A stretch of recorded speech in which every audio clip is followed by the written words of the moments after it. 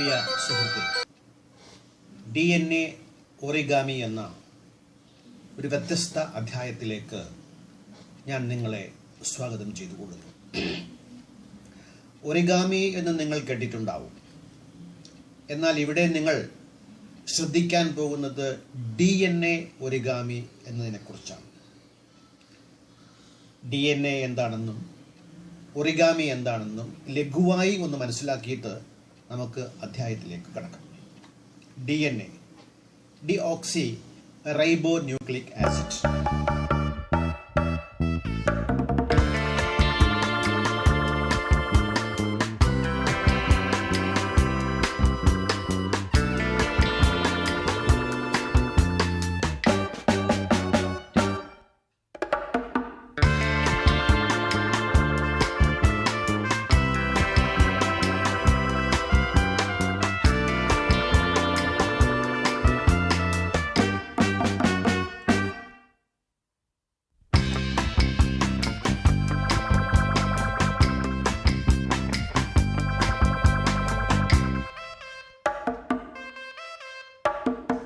ഇന്ന് ഭൂമിയിൽ ആകമാനമുള്ള ജൈവപദാർത്ഥങ്ങളുടെ ബിൽഡിംഗ് ബ്ലോക്സ് ആണ് DNA.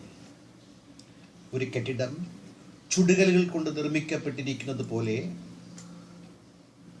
അടിസ്ഥാനപരമായ ജൈവപദാർത്ഥങ്ങളുടെ ബിൽഡിംഗ് ബ്ലോക്സ് ആണ് DNA.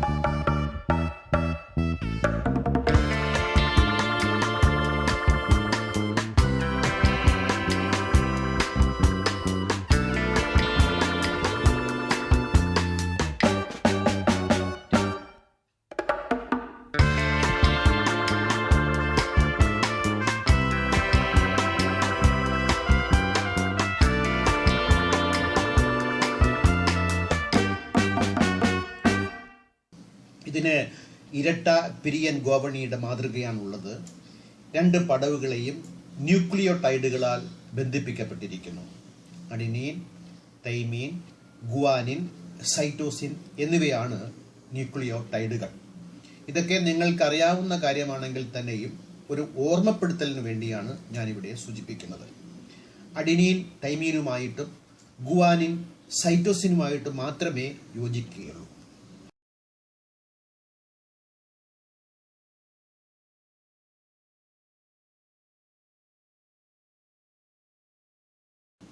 ഈ പ്രത്യേകതയെ ഉപയോഗിച്ചുകൊണ്ടാണ് DNA ഒറിഗാമി മുന്നേറുന്നത്. വഴിയത് നമുക്ക് പരിശോധിക്കാം. DNA എളുപ്പത്തിൽ ലഭിക്കുന്ന അബണ്ടൻ്റ് ആയിട്ടുള്ള ഒരു വസ്തുവാണ്. കാരണം നമുക്ക് ചുറ്റും ജൈവപദാർത്ഥങ്ങളാണല്ലോ, നാം ഉൾപ്പെടെ.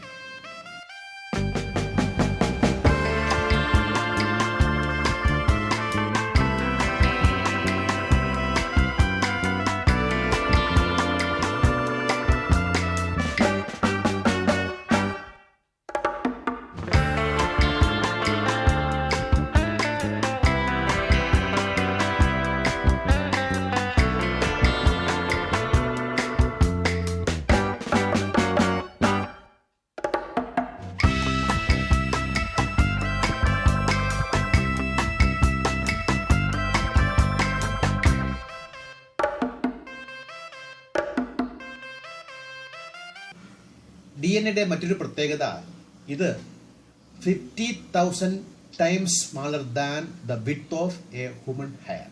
മനുഷ്യന്റെ രോമത്തിന്റെ 50,000 മടങ്ങ് DNA ചെറുതാണ്. നമുക്ക് നഗ്നനേത്രങ്ങൾ കൊണ്ട് കാണാൻ സാധിക്കാൻ ഒക്കാത്ത രീതിയിൽ DNA വളരെ ചെറുതെന്നർത്ഥം. ഇനി ഒറിഗാമി എന്തെന്ന് കൂടി പരിശോധിച്ചിട്ട് നമുക്ക് അധ്യായത്തിലേക്ക് കിടക്കാം. ഒറിഗാമി കടലാസുകൊണ്ട് ആർട്ടുവിദ്യ ഉപയോഗിച്ചുകൊണ്ട് രൂപങ്ങളെ ഉണ്ടാക്കിയെടുക്കുന്നതാണ്. അതായത് കടലാസിൽ രൂപങ്ങൾ ഉണ്ടാക്കുന്ന ആർട്ടുവിദ്യയാണ് ഒറിഗാമി. ജപ്പാനിലെ അകിര യോഷിസാവ എന്ന അദ്ദേഹം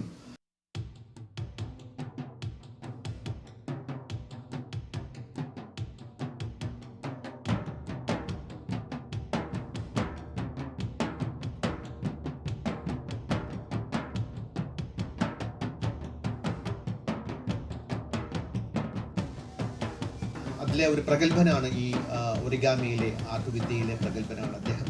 50,000 മോഡൽസ് ഉണ്ടാക്കിയെടുത്തിട്ടുണ്ട്.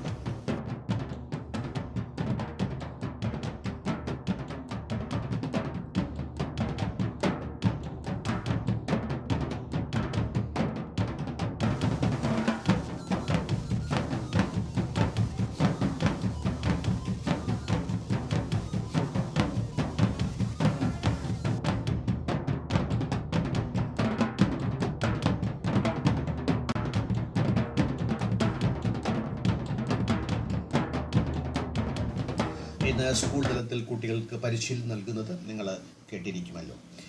ഒറിഗാമി മോഡലുകളുടെ ഒരു ചിത്രം നമുക്കിവിടെ കാണുവാനും സാധിക്കും. ഇനി DNA ഒറിഗാമിയിലേക്ക് വരികയാണെങ്കിൽ ഇതിന് ഒരു 10 വർഷത്തെ ഒരു പാരമ്പര്യമുണ്ട്. അതിന് മുമ്പായിട്ട് തന്നെ 1980 നഡ്രിയാൻ സീമാൻ എന്ന ന്യൂയോർക്ക് യൂണിവേഴ്സിറ്റിയിലെ ശാസ്ത്രജ്ഞൻ ഇതിന് തുടക്കം കുറിച്ചു എങ്കിൽ തന്നെയും 2006 കാലിഫോർണിയ ഇൻസ്റ്റിറ്റ്യൂട്ട് ഓഫ് ടെക്നോളജി കാൾടെക്കിലെ റിസർച്ച് സീനിയർ ഫെല്ലോ ആയ പോൾ WK റോത്മണ്ടാണ് ഇതിന് യഥാർത്ഥത്തിൽ ഇന്നത്തെ രീതിയിലുള്ള രൂപം നൽകിയത്. അദ്ദേഹം DNA ഒറിഗാമിയിലൂടെ 50 ബില്യൺ ചിരിക്കുന്ന മുഖങ്ങൾ അറ്റോമിക് മൈക്രോസ്കോപ്പിൽ കൂടി കാണത്തക്ക രീതിയിൽ, അറ്റോമിക് ഫോഴ്സ് മൈക്രോസ്കോപ്പിൽ കൂടി കാണത്തക്ക രീതിയിൽ ഉണ്ടാക്കിയെടുത്തു.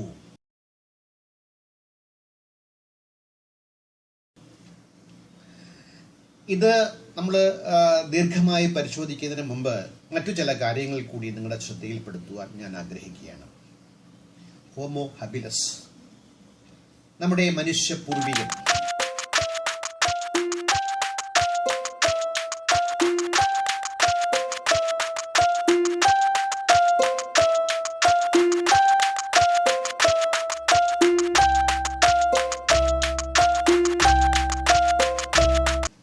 അവർക്ക് ആ പേര് വരാൻ തന്നെ ഒരു കാരണമുണ്ട്. അവൻ കരിങ്കൽ ചീളുകളെ കയ്യിലെടുത്ത് ചെത്തി മിനുക്കി ആദ്യമായി മനുഷ്യ ചരിത്രത്തിൽ ആയുധം ഉപയോഗിക്കാൻ തുടങ്ങി. അന്നാണ് മനുഷ്യന്റെ ആയുധ ഉപയോഗത്തിന്റെ ആദ്യത്തെ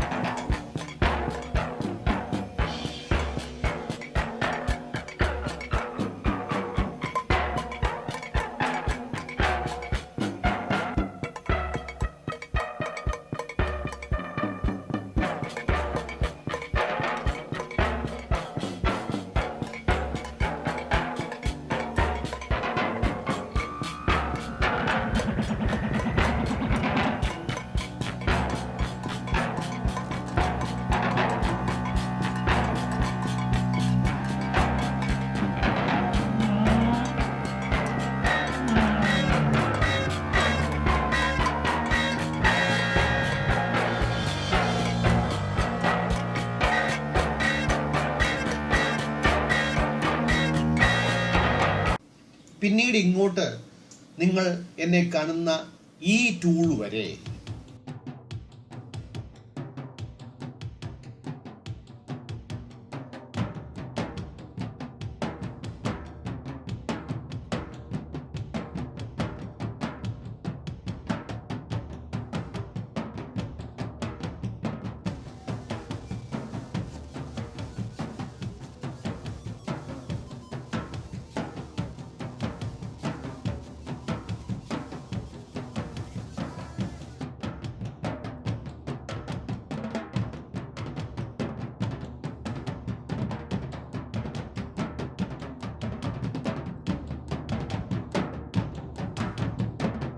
ടൂൾസുകളുടെ ഒരു പരിണാമമാണ് സംഭവിച്ചത്. അതായത് സ്റ്റോണിൽ നിന്നും സിലിക്കോണിലേക്കുള്ള ഒരു പരിവർത്തനം നമ്മൾ ടൂൾസ് പരിണാമത്തിൽ കാണുവാൻ സാധിക്കും. ഹോമോ ഹബിലസ് തൻ്റെ മുമ്പിൽ കാണുന്ന കല്ലെടുത്തു ചെത്തിമിനുക്കി മൃഗങ്ങളെ തൊലിയുരിയാനും ഇറച്ചി അറുത്തെടുക്കാനും ഉപയോഗിച്ചു എങ്കിൽ ഇന്ന് മനുഷ്യൻ ടൂൾസുകൾ നിർമ്മിക്കുന്നത് അജൈവ പദാർത്ഥങ്ങളിൽ നിന്നല്ല, ജീവികളെ തന്നെ, അതും മൈക്രോ ലെവലിൽ ജീവികളെ ഉപയോഗിച്ചുകൊണ്ട് മനുഷ്യൻ അവൻ ആവശ്യമായ പദാർത്ഥങ്ങളെ സൃഷ്ടിച്ചെടുക്കുവാൻ തുടങ്ങിയിരിക്കുന്നു. ദൈവമാണ് സൃഷ്ടിയുടെ കർത്താവെന്ന പഴഞ്ചൻ ന്യായവാദങ്ങളെ സൈഡിലേക്ക് തള്ളിമാറ്റിക്കൊണ്ട് ഇവിടെ മനുഷ്യൻ പ്രകൃതിയിലുള്ളത് വിഭവങ്ങളെ ഉപയോഗിച്ചുകൊണ്ട് അവൻ്റെ ജീവിതത്തെ മെച്ചപ്പെടുത്തുവാൻ ആവശ്യമായ പദാർത്ഥങ്ങളെ ഉണ്ടാക്കിയെടുക്കുവാൻ തുടങ്ങിയിരിക്കുന്നു എന്നുള്ളതാണ്. DNA ഉപയോഗിച്ചുകൊണ്ട്, DNA പ്രത്യേകതയെ ഉപയോഗിച്ചുകൊണ്ട് നമുക്കാവശ്യമുള്ള നാനോ തലത്തിലുള്ള പദാർത്ഥങ്ങളെ ഉണ്ടാക്കിയെടുക്കലാണ് DNA ഒറിഗാമി എന്നുകൊണ്ട് ഉദ്ദേശിക്കുന്നത്. ഇതിനിടയ്ക്ക് ഒരു കാര്യം കൂടി ഞാൻ പറഞ്ഞുകൊണ്ടേ, ക്രൈഗ് വെൻഡർ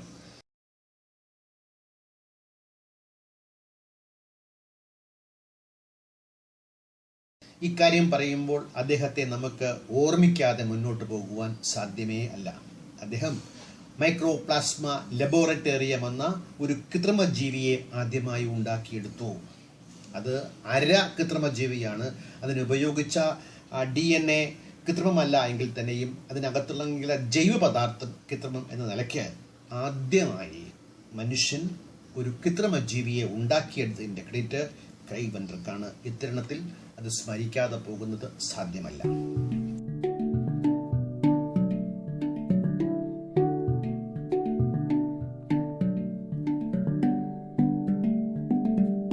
ഈ അധ്യായത്തിൽ ഏറ്റവും പ്രധാനപ്പെട്ട മറ്റൊരു വിഷയമാണ് നാനോ ടെക്നോളജി. ഞാനിവിടെ പറഞ്ഞു 50,000 മടങ്ങ് മനുഷ്യ മുടിയേക്കാളും വലിപ്പം കുറഞ്ഞതാണ് DNA എങ്കിൽ ഈ ലെവലിൽ ഇറങ്ങിച്ചെന്ന്, മൈക്രോ ലെവലിൽ ഇറങ്ങിച്ചെന്ന് പദാർത്ഥങ്ങളെ സൃഷ്ടിക്കുന്ന നൂതന വിദ്യയായിരുന്നുവല്ലോ നാനോ ടെക്നോളജി.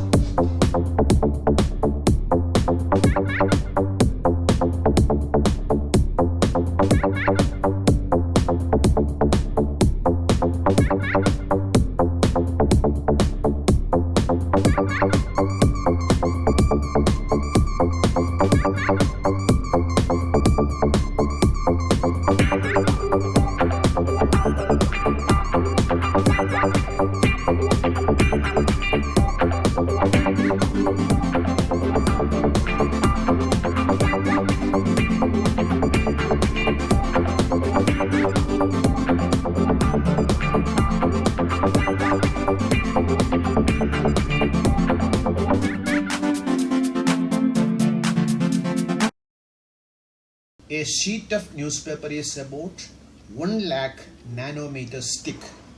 ഒരു പേപ്പറിൻ്റെ കട്ടി, ന്യൂസ് പേപ്പറിൻ്റെ കട്ടി എന്ന് പറയുന്നത് 1,00,000 നാനോമീറ്റർ ആണെങ്കിൽ 1 നാനോമീറ്ററിൻ്റെ അളവ് നമുക്ക് സങ്കല്പിക്കുവാൻ അല്പം ബുദ്ധിമുട്ടുള്ള കാര്യം തന്നെയാണ്.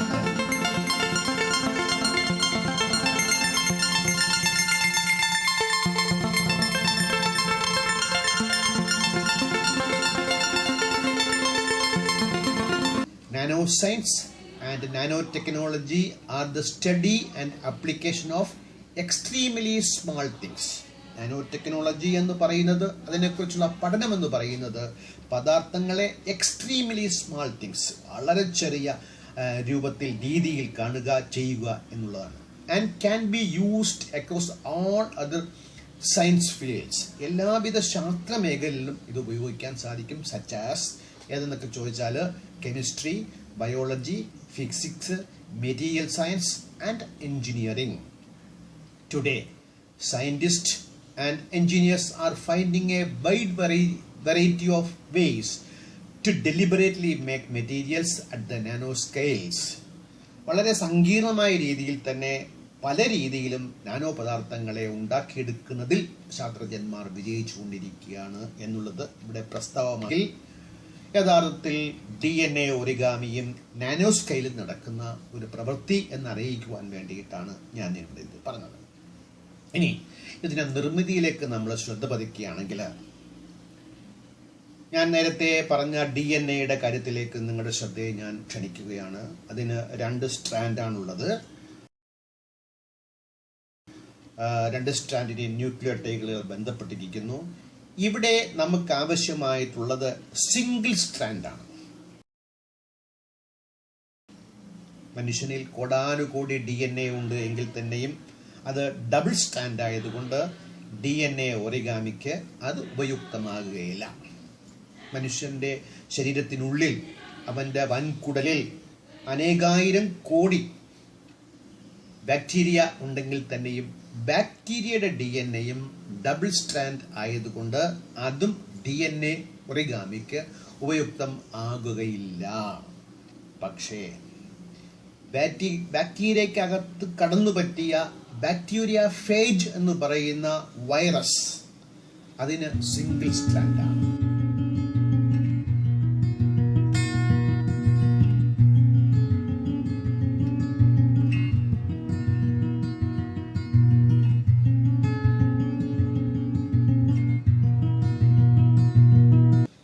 അതിനെയാണ് DNA ഒറിഗാമിക്ക് വേണ്ടി ഉപയോഗിക്കുന്നത്. അതായത് DNA ഒറിഗാമിക്ക് വേണ്ടിയിട്ടുള്ള സിംഗിൾ സ്ട്രാൻഡ് ആയിട്ടുള്ള DNA ലഭിക്കുന്നത് ബാക്ടീരിയ ഫേജ് എന്ന വൈറസിൽ നിന്നാണെന്നാണ് ഞാനിത് പറഞ്ഞു വരുന്നത്. അങ്ങനെ എടുക്കുന്ന സിംഗിൾ സ്ട്രാൻഡിനെ സ്കാഫോൾഡ് എന്നാണ് വിളിക്കുന്നത്.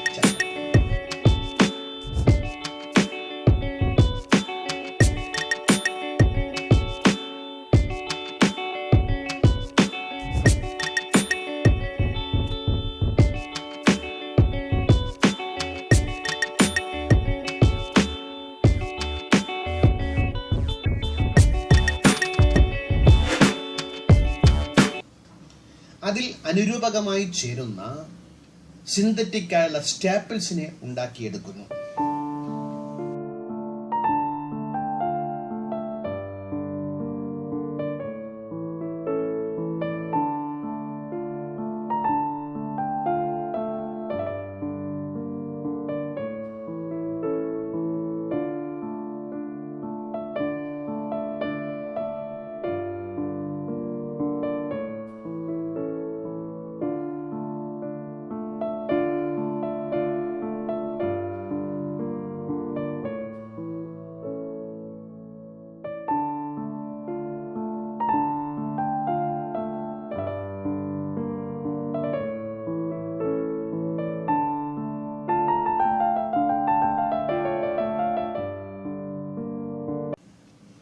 ഇതിന് DNA ഒറിഗാമി ഉണ്ടാക്കാനായിട്ട് ഒരു സോഫ്റ്റ്വെയർ ഡെവലപ്പ് ചെയ്തിട്ടുണ്ട്. അതിൻ്റെ പേര് കാഡ്നോ സോഫ്റ്റ്വെയർ എന്നാണ്.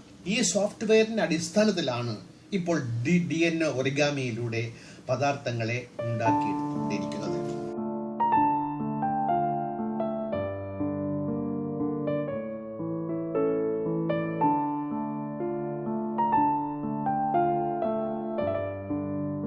നേരത്തെ സൂചിപ്പിച്ച വൈറസിൻ്റെ സിംഗിൾ സ്റ്റാൻഡ് DNAയും സിന്തറ്റിക്കായി ഉണ്ടാക്കിയെടുത്ത സ്റ്റാപ്പിൾസും സ്റ്റാപ്പിൾസും നീളത്തുള്ള സ്കാഫോൾഡും ചെറിയ ചെറിയ കഷ്ണങ്ങളായ സ്റ്റാപ്പിൾസും ഒരു ടെസ്റ്റ് ട്യൂബിലിട്ട് ചൂടാക്കി തണുപ്പിക്കുമ്പോൾ DNA അതിൻ്റെ തനത് സ്വഭാവമായ ATയുമായും GCയുമായും യോജിക്കുന്ന രീതിയിൽ ഇവ യോജിക്കുമ്പോൾ അത് നേരത്തെ സോഫ്റ്റ്വെയറിൻ്റെ അടിസ്ഥാനത്തിൽ കാഡ്നോയുടെ സോഫ്റ്റ്വെയറിൻ്റെ അടിസ്ഥാനത്തിലായതുകൊണ്ട് നമുക്ക് ആവശ്യമായ രൂപങ്ങളെ അതും 3 ഡയമെൻഷനിൽ ഉണ്ടാക്കിയെടുക്കുവാൻ സാധിക്കും.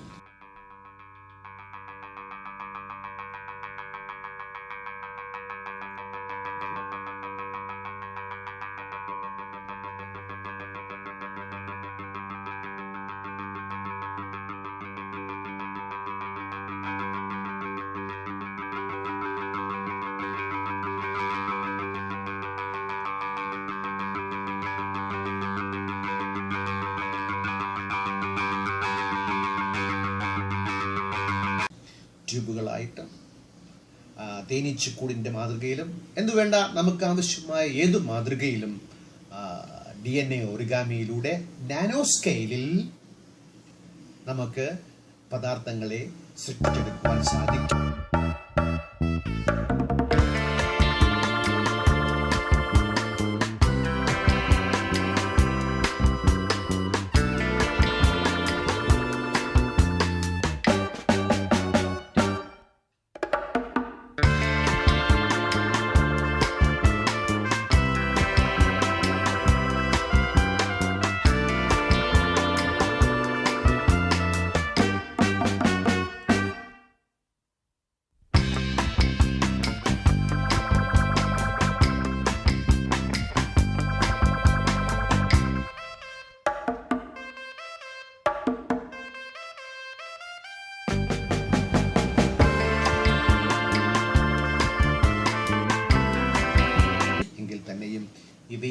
നഗ്ന നേത്രങ്ങൾ കൊണ്ട് കാണാൻ സാധിക്കുകയില്ല. അതിനു വേണ്ടിയിട്ട് ഇലക്ട്രോൺ മൈക്രോസ്കോപ്പ്,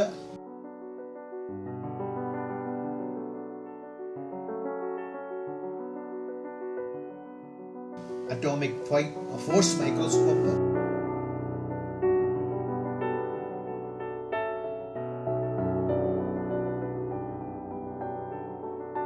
ഫ്ലൂറസെന്റ് മൈക്രോസ്കോപ്പ്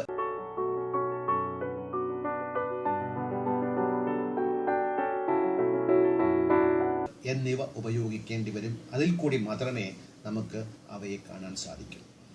ഇതിനകത്ത് പ്രത്യേകമായി പറയുന്ന കാര്യം, ഇതെങ്ങനെയാണ് നമുക്ക് ഉപയുക്തമാകുന്നത് എന്ന് ചോദിച്ചാൽ, ഈ സ്റ്റാപ്പിൾസിൽ സ്വർണ്ണക്കണങ്ങൾ, ഫ്ലൂറസെന്റ് തന്മാത്രകൾ, കാർബൺ നാനോ ട്യൂബുകൾ, മരുന്നുകൾ എന്നിവ ചേർത്ത് വയ്ക്കുവാൻ സാധിക്കും എന്നുള്ളതാണ് ഇതിൻ്റെ വളരെ പ്രത്യേകതയുള്ള, നമുക്ക് ഉപയുക്തമാകുന്ന രീതി.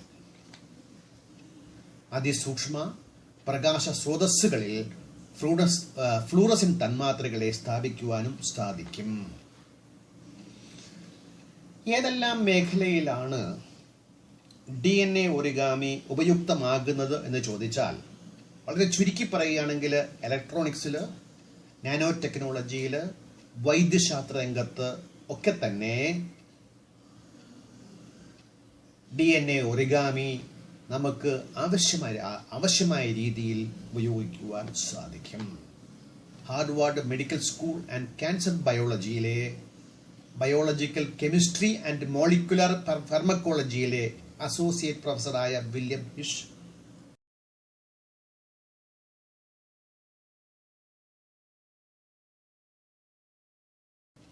Caltex, California Institute of Technology, അതിലെ ക്ലാബി നാനോ സയൻസ് ഇൻസ്റ്റിറ്റ്യൂട്ട് ഗവേഷകനായ പോൾ റോത്ത്മൻഡ്. ഈ പോൾ റോത്ത്മൻഡ് ആണ് 2006 നാനോ DNA ഒറിഗാമിക്ക് ഇന്നത്തെ രീതിയിലുള്ള വളർച്ച സാധ്യമാക്കിയത്.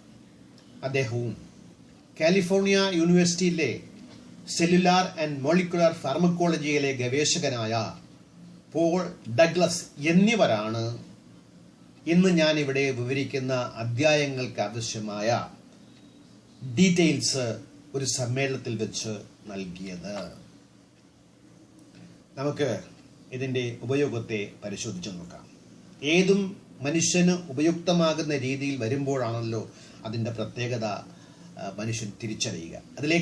അതിലേക്ക് വേണ്ടി ആയിരിക്കും തീർച്ചയായിട്ടും കണ്ടുപിടുത്തങ്ങൾ എന്നുള്ളത് ഇവിടെ മറക്കാൻ സാധ്യമല്ല. ഇലക്ട്രോണിക്സ്, നാനോ ടെക്നോളജി,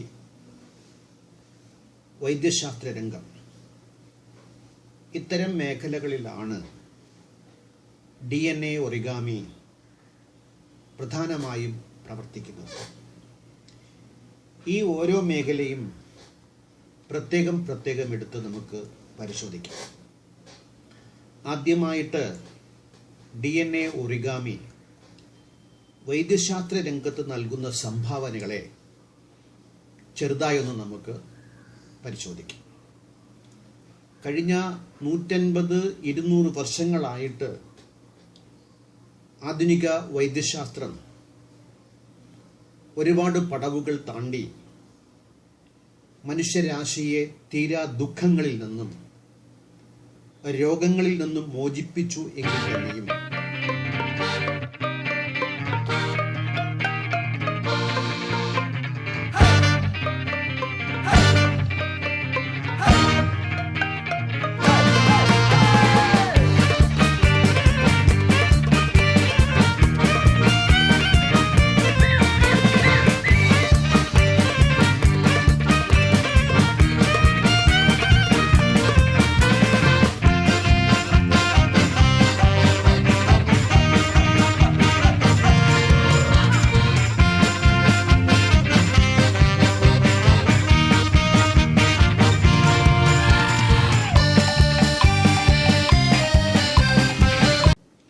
ഇന്നും മനുഷ്യനെ അലട്ടുന്ന, മനുഷ്യനെ ബാധിക്കുന്ന, മരണം സംഭവിക്കുന്ന ഒരുപാട് രോഗങ്ങൾ നമ്മെ തുറിച്ചു നോക്കുന്നുണ്ട്.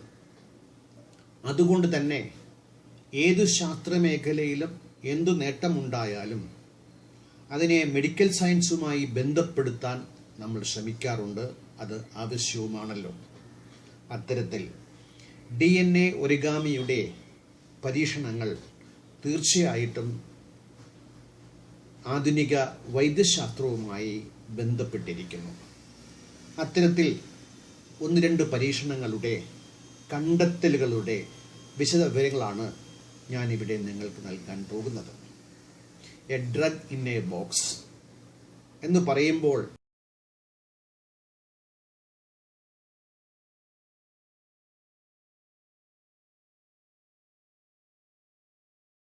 ഒരു പെട്ടിക്കകത്തെ മരുന്ന് നിസ്സാരവൽക്കരിച്ചു കാണണ്ട. പെട്ടി എന്ന് പറയുമ്പോൾ നമ്മൾ നിത്യജീവിതത്തിൽ കാണുന്ന ഒരു പെട്ടിയേ അല്ല ഇത്. നാനോ തലത്തിൽ നമ്മൾ നേരത്തെ സൂചിപ്പിച്ചതുപോലെ DNA ഒറിഗാമിയിൽ ഉണ്ടാക്കിയെടുത്ത ഒരു പെട്ടിയാണ്. ഇതിന് രണ്ടറ്റത്തും 2 സ്റ്റാപ്പിൾസ് ഉണ്ട്. അവ അടപ്പായിട്ടും തുറപ്പായിട്ടും പ്രവർത്തിക്കുന്ന വാൾവുകളായി തന്നെ പ്രവർത്തിക്കും. ഇത് എൻഹാൻസ്ഡ് ഡ്രഗ് ഡെലിവറിക്ക് വേണ്ടി ഉപയോഗിക്കുന്ന ഒരു ബോക്സാണ്. ഈ ബോക്സിൻ്റെ മറ്റൊരു എടുത്തു പറയത്തക്ക രീതിയിലുള്ള പ്രത്യേകത, നമ്മൾ എന്ത് അന്യവസ്തുക്കളെ ഏതെങ്കിലും രീതിയിൽ ശരീരത്തിൻ്റെ സെല്ലിനകത്ത് പ്രവേശിപ്പിക്കാൻ തുനിയുകയാണെങ്കിൽ സെല്ല് തീർച്ചയായിട്ടും സ്വതസിദ്ധമായ രീതിയിൽ അതിനെ തിരസ്കരിക്കാറുണ്ട്. അപ്പോൾ എങ്ങനെയാണ് ഈ ഡ്രഗ് ബോക്സിനെ നമുക്ക് സെല്ലിൽ എത്തിക്കാൻ സാധിക്കുന്നത്? അവിടെയാണ് വീണ്ടും വൈറസ് നമ്മുടെ സഹായത്തിന് എത്തിച്ചേരുന്നത്. ബാക്ടീരിയ ഫേജ് പണ്ടങ്കാട്ടോ ബാക്ടീരിയക്കകത്ത് കടന്നുകൂടിയ ഒരു വൈറസ് ആണല്ലോ. വൈറസിന് സെൽ മെംബ്രെയിനെ തുരന്ന് അകത്ത് കടക്കാനുള്ള പ്രത്യേക കഴിവുണ്ട്.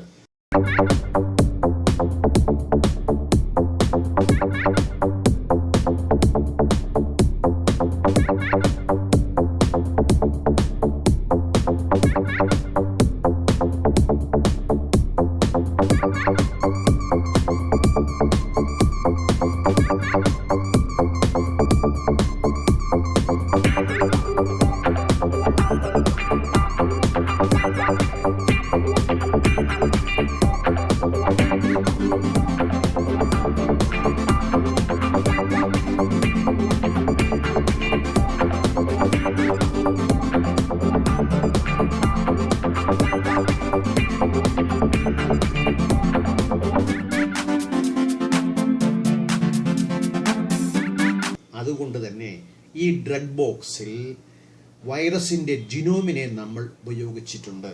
അതുകൊണ്ട് വൈറസിൻ്റെ ജിനോമിൻ്റെ സഹായത്തോടു കൂടി തന്നെ ഈ ഡ്രഗ് ബോക്സ് രോഗബാധിതമായ സെല്ലിൽ പ്രവേശിക്കുന്ന കാര്യത്തിൽ വിജയം നേടിയിരിക്കുന്നു എന്നുള്ളത് അതിമഹനീയമായ ഒരു കണ്ടെത്തലായി കരുതാതിരിക്കാൻ സാധ്യമല്ല.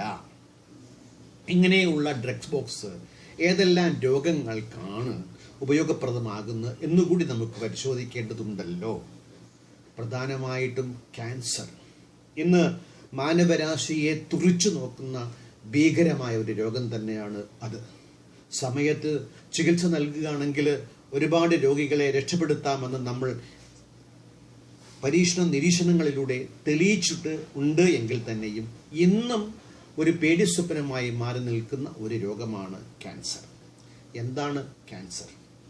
ശരീരകോശങ്ങൾ തീർച്ചയായിട്ടും വിഘടിച്ച് 1-2 ആ പ്രക്രിയ തുടരുന്നുണ്ട്. ആ പ്രക്രിയയിൽ സെല്ല് വിഘടിക്കുമ്പോൾ സ്റ്റോപ്പ് മെമ്മോയുണ്ട്, നിർത്താനുള്ള മെമ്മോ ഉണ്ട്, നിർത്താനുള്ള ജീനുണ്ട്. ഈ ജീനിന് മ്യൂട്ടേഷൻ സംഭവിക്കുകയാണെങ്കിൽ സെല്ല് അമിതമായി വളർന്നുകൊണ്ടേയിരിക്കും. ഇതാണ് ക്യാൻസർ എന്ന് ചുരുക്കി പറയാം. എളുപ്പത്തിൽ മനസ്സിലാക്കാൻ വേണ്ടിയിട്ട് ഇവിടെ ചുരുക്കി പറഞ്ഞതേ ഉള്ളൂ. അപ്പോൾ സെല്ലുകളുടെ അനിയന്ത്രിതമായ വളർച്ചയാണ്, പല കാരണങ്ങൾ കൊണ്ട് സെല്ലിൻ്റെ അനിയന്ത്രിതമായ വളർച്ചയാണ് ക്യാൻസർ.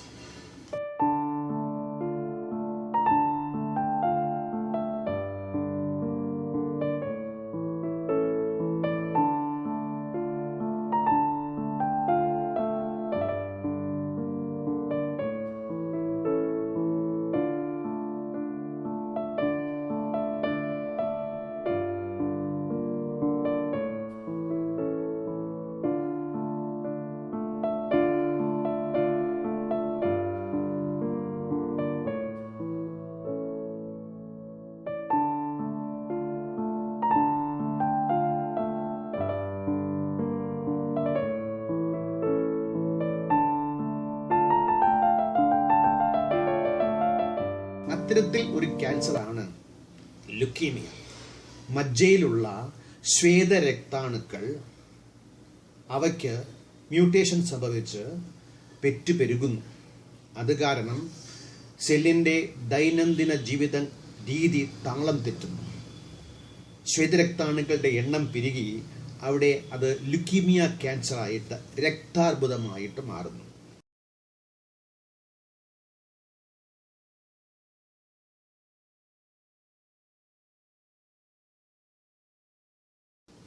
ഇതിന് ഉപയോഗിക്കുന്ന മരുന്ന് ഡെനോറുബിസിൻ എന്നുള്ള മരുന്നാണ്. അത് മറ്റൊരു പേരിൽ അഡ്രിയാമൈസിൻ എന്ന പേരിലും അറിയപ്പെടുന്നുണ്ട്.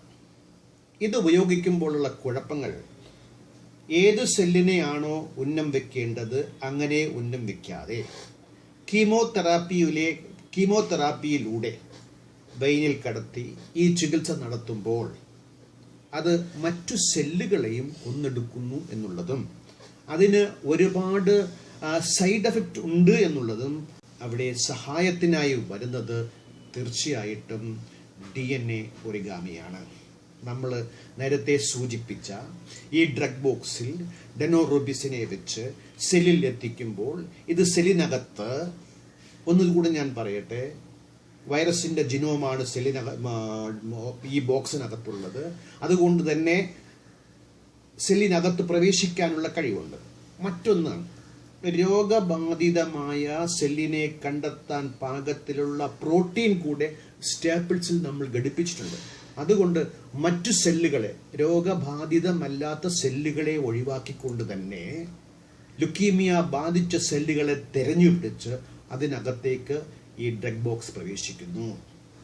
അങ്ങനെ പ്രവേശിക്കുന്ന ഡ്രഗ് ബോക്സ് സാധാരണഗതിയിൽ ആഹാരമെന്ന് കരുതി ഭക്ഷിക്കുകയോ പുറന്തള്ളുകയോ ആണ് സെല്ല് ചെയ്യാറെങ്കിൽ ഇവിടെ ഡ്രഗ്സ് ബോക്സ് തനിയെ തുറന്ന് മരുന്ന് ഡെനോറുബിസിൻ പുറത്തു വന്ന് 15 മണിക്കൂറിനുള്ളിൽ രോഗബാധിതമായ ലുക്കീമിയ സെല്ലുകൾ മരണപ്പെടുന്നു എന്നുള്ളത് ലുക്കീമിയ എന്ന രോഗത്തെ, മാരകമായ രോഗത്തെ, ഇന്നും ഭീതി വിതയ്ക്കുന്ന രോഗത്തെ പിടിയിലൊതുക്കുവാൻ, പിടിച്ചുകെട്ടുവാൻ നമുക്ക് DNA ഒറിഗാമിയിലൂടെ സാധിക്കുന്നു എന്നുള്ളത് DNA ഒറിഗാമിയുടെ വമ്പിച്ച വിജയമായി മാറിക്കൊണ്ടിരിക്കുന്ന ഒരു പരീക്ഷണമാണ്. ഇവിടെ പ്രത്യേകിച്ച് എടുത്തു പറയേണ്ട ഒരു കാര്യം, ഈ drug box DNA origami drug box DNA കൊണ്ടാണ് ഉണ്ടാക്കിയിരിക്കുന്നത്. ഇത് സെല്ലിനകത്ത് പ്രവേശിച്ചു കഴിഞ്ഞാൽ ജൈവപരമായ ഒരു പ്രവർത്തനവും അതവിടെ ചെയ്യുന്നില്ല. ഒരു സ്കെഫോൾഡായിട്ട്, അതായത് ഡെനോറുബിസിൻ എന്ന മരുന്നിനെ വഹിച്ചു കൊണ്ടുപോകുന്ന ഒരു വാഹനമായിട്ട് മാത്രമേ ഇവിടെ DNA ഒറിഗാമി ഉപയോഗപ്പെടുന്നുള്ളൂ. യഥാർത്ഥത്തിൽ അവിടെ പ്രവർത്തിക്കുന്നത് ഡെനോറുബിസിൻ തന്നെയാണ്. 2 പരീക്ഷണങ്ങളിലൂടെ ശാസ്ത്രജ്ഞന്മാർ ഇതിൻ്റെ മികവിനെ കണ്ടെത്തിയിട്ടുണ്ട്. രോഗബാധിതമായ ഒരു എലിയിൽ ഫ്ലൂറസെന്റ് മാർക്കിങ്ങോടുകൂടി ഈ ഡ്രഗ് ബോക്സ് ഉപയോഗിച്ചു. അത് എത്തേണ്ട സെല്ലിൽ എത്തി എലിയുടെ രോഗബാധിതമായ സെല്ലിനെ നശിപ്പിച്ചത് കണ്ടെത്തിയിട്ടുണ്ട്.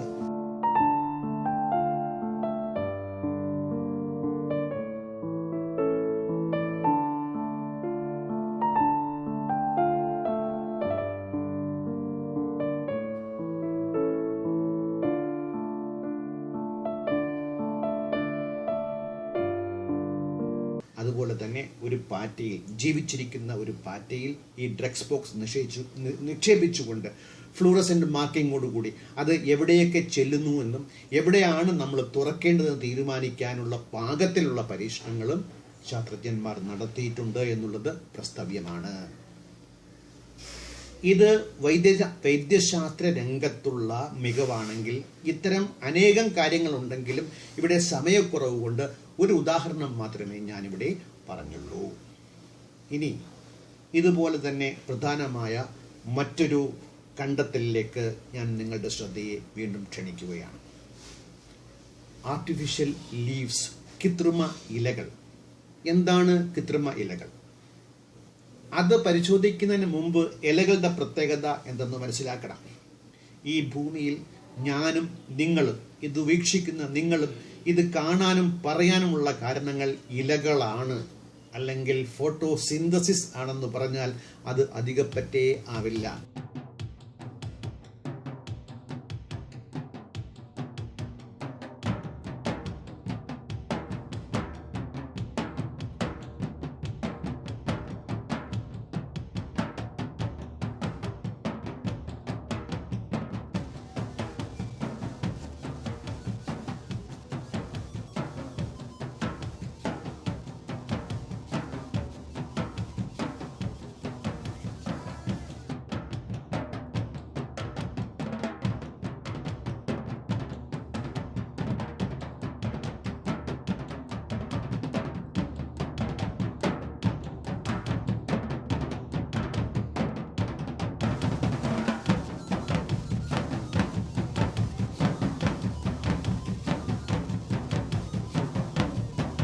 ആദിമഭൂമിയിലെ ആദ്യ ജീവികളായ സയനോബാക്ടീരിയ, ആൽഗെ എന്നിവ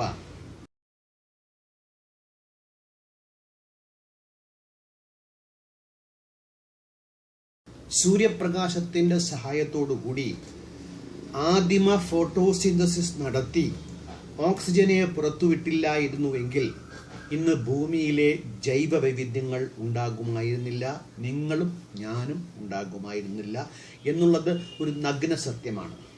മാത്രമല്ല, ഇന്ന് ജീവിക്കുന്ന എല്ലാ ജീവജാലങ്ങൾക്കും അടിസ്ഥാനപരമായിട്ട് ആഹാരമുണ്ടാക്കുന്നത് ചെടികൾ അവയുടെ ഇലകളെ സൂര്യപ്രകാശത്തിന് നേരെ പിടിച്ചുകൊണ്ട് ഫോട്ടോസിന്തസിസിലൂടെ ഓക്സിജനും കാർബോഹൈഡ്രേറ്റും ഉണ്ടാക്കുന്നത് കൊണ്ടാണ് ഇന്ന് ഭൂമിയിൽ ജീവികൾ നിലനിൽക്കുന്നത്.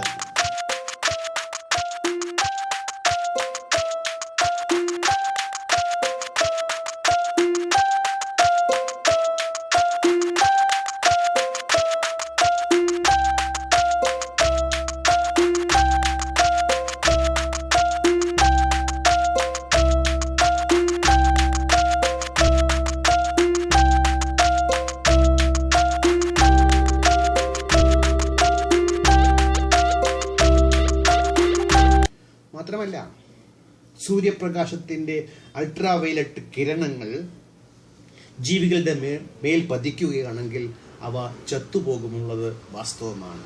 പക്ഷേ മനുഷ്യനെ ആ അൾട്രാവയലറ്റ് കിരണങ്ങളിൽ നിന്നും രക്ഷിക്കാൻ ഓസോൺ പാളി ഉണ്ടായത് ആദിമ ഭൂമിയിലെ ആദിമ ജീവികളായ സയനോബാക്ടീരിയ, ആൽഗെ തുടങ്ങിയവ ഉണ്ടാക്കിയ ഓക്സിജൻ ഓസോൺ പാളിയായിട്ട് രൂപം കൊണ്ടതുകൊണ്ടാണ് നമ്മൾ ഇന്ന് ഭൂമിയിൽ സസുഖം വാഴുന്നത്. അപ്പോൾ ഫോട്ടോസിന്തസിസിന്റെ പ്രത്യേകത നിങ്ങൾ മനസ്സിലാക്കിയപ്പോഴല്ലോ. എന്താണ് ഫോട്ടോസിന്തസിസ്? ചെടികളിലെ ഇലകളെ സൂര്യന് നേരെ തിരിച്ചു പിടിച്ചുകൊണ്ട് മണ്ണിലെ ജലത്തെ വലിച്ചെടുത്ത് ചെടികൾ ആ ജലത്തിലെ ഇലക്ട്രോണുകളെ വിഘടിപ്പിച്ച് സൂര്യപ്രകാശത്തിൻ്റെ സഹായത്തോടുകൂടി ഓക്സിജനും കാർബോഹൈഡ്രേറ്റും ഉണ്ടാക്കുന്ന പ്രക്രിയയാണ് ഫോട്ടോസിന്തസിസ് എന്ന് ചുരുക്കി പറയാം. ഇതിനാവശ്യമായത് 20 തരം പ്രോട്ടീനുകൾ ആണെന്നും നമ്മൾ കണ്ടെത്തിയിട്ടുണ്ട്. ഇത്തരത്തിൽ DNA ഒറിഗാമിയിലൂടെ കൃത്രിമ ഇലകളെ സൃഷ്ടിക്കുവാനുള്ള പ്രയത്നങ്ങൾ നടന്നുകൊണ്ടിരിക്കുകയാണ്. ഇതിൽ പൂർണ്ണമായും നമ്മൾ വിജയിച്ചിട്ടില്ല എങ്കിൽ തന്നെയും എന്താണ് ഫോട്ടോസിന്തസിസ് എന്നും എങ്ങനെയാണ് ഫോട്ടോസിന്തസിസ് നടക്കുന്നു എന്നും വളരെ വിശദമായി മനസ്സിലാക്കുവാൻ വേണ്ടിയിട്ട് DNA ഒറിഗാമി നമ്മെ സഹായിച്ചിട്ടുണ്ട് എന്നുള്ളത് ഒരു വസ്തുതയാണ്. അതുപോലെ മറ്റൊരു നേട്ടമാണ് molecular rulers. Technical University of മ്യൂണിച്ചിലെ ബയോഫിസിസ്റ്റായ ഫ്രെഡറിച്ച് സിമ്മൽ അദ്ദേഹം ഒരു DNA ഒറിഗാമിയുടെ റെക്റ്റാങ്കിൾ ബോക്സ് ഉണ്ടാക്കി. അതിൻ്റെ നീളം 100 നാനോമീറ്റർ, വീതി 70 നാനോമീറ്റർ. ഒരു കടലാസിൻ്റെ കനമെന്ന് പറയുന്നത് 1,00,000 നാനോമീറ്റർ ആണെങ്കിൽ ഈ റെക്റ്റാങ്കിൾ ഉണ്ടാക്കിയെടുത്തതിൻ്റെ കനവും വീതിയും നിങ്ങളൊന്ന് സങ്കല്പിച്ചു നോക്കൂ. നാനോ സ്കെയിലിൽ മാത്രം ചെയ്യാവുന്ന ഒരു ബോക്സാണ്, ഒരു റെക്റ്റാങ്കിളാണ്. ഈ റെക്റ്റാങ്കിളിൻ്റെ അറ്റത്തുള്ള 2 സ്റ്റാപ്പിൾസിലും ഫ്ലൂറസെന്റ് ഘടിപ്പിച്ചു.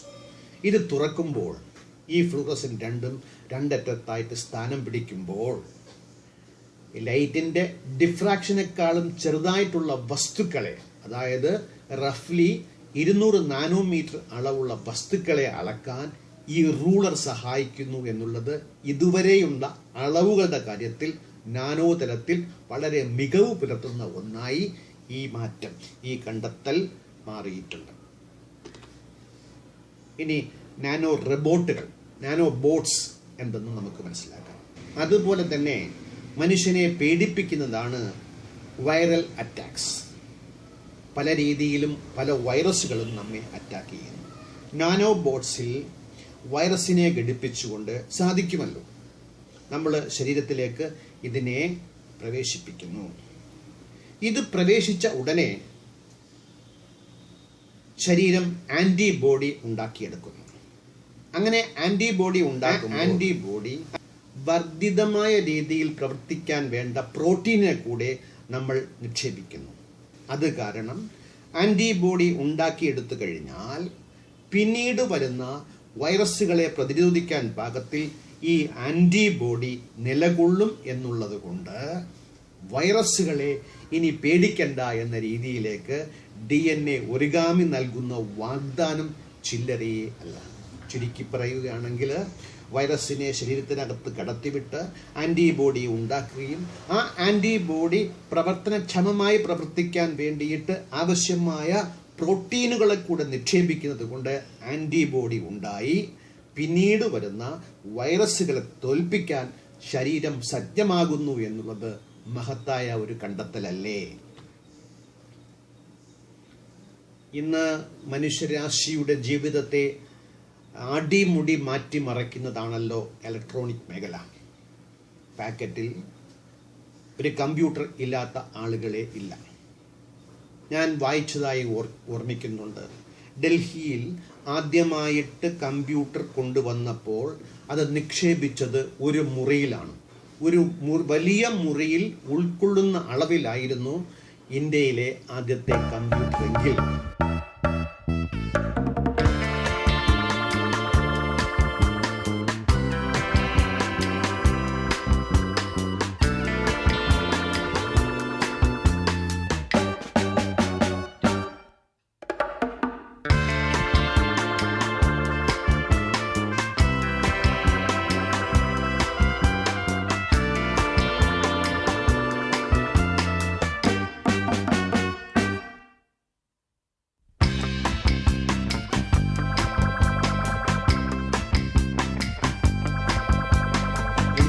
നിങ്ങളുടെയും എൻ്റെയും പോക്കറ്റിൽ ഒതുങ്ങുന്ന രീതിയിൽ കമ്പ്യൂട്ടറുകൾ വികസിച്ചിരിക്കുന്നു, ചെറുതായിരിക്കുന്നു, പ്രാപ്തമായിരിക്കുന്നു, കഴിവുറ്റതായി മാറിയിരിക്കുന്നു എങ്കിൽ ഇനിയും അതിശയങ്ങൾ സംഭവിക്കാൻ പോവുകയാണ്.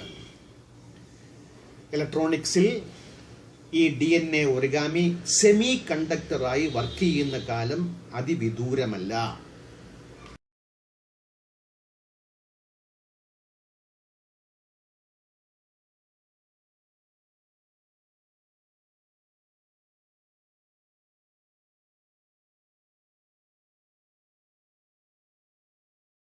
ട്രാൻസിസ്റ്ററുകളും ഡയോഡുകളും DNA തന്മാത്രയിൽ മാറ്റിയെടുക്കാൻ ശാസ്ത്രജ്ഞന്മാർ വിജയിച്ചിരിക്കുകയാണ്.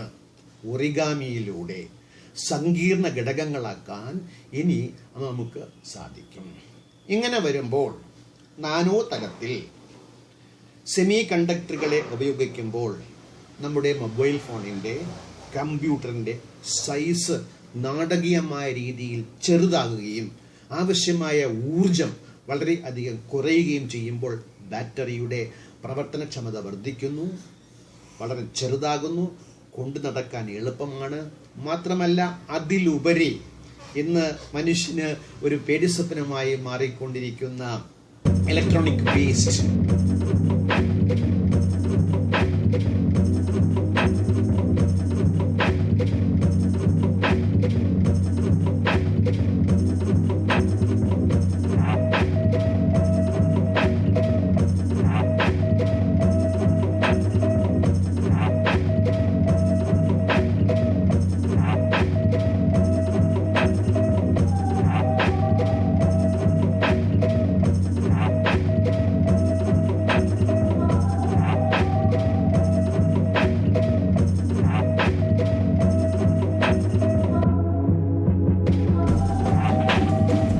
അത് മാറിക്കൊണ്ട് അതിനെ ഒരു പരിധിക്ക് നമുക്ക് നീക്കിവെച്ചുകൊണ്ട് ഹരിതാഭവമായ ഒരു കമ്പ്യൂട്ടർ പാർട്സിനെ ഉണ്ടാക്കിയെടുക്കുവാൻ DNA ഒറിഗാമി നമ്മെ സഹായിക്കുന്നുവെങ്കിൽ നിങ്ങൾ നോക്കൂ, വൈദ്യശാസ്ത്ര രംഗത്ത്, ഇലക്ട്രോണിക് രംഗത്ത്, ആഹാര രംഗത്ത്, ശ്വസന രംഗത്ത്, അങ്ങനെ മനുഷ്യ ജീവിതത്തിൻ്റെ നാനാ മേഖലകളിലും ആവശ്യമായ ഗുണമുള്ള കണ്ടെത്തലുകളെ കണ്ടെത്താനുള്ള ശ്രമം DNA ഒറിഗാമി വാഗ്ദാനം ചെയ്യുന്നത് കൊണ്ടാണ്, നടപ്പിലാക്കിയത് കൊണ്ടാണ് ഈ എപ്പിസോഡ് ഞാനിവിടെ ചെയ്തത്.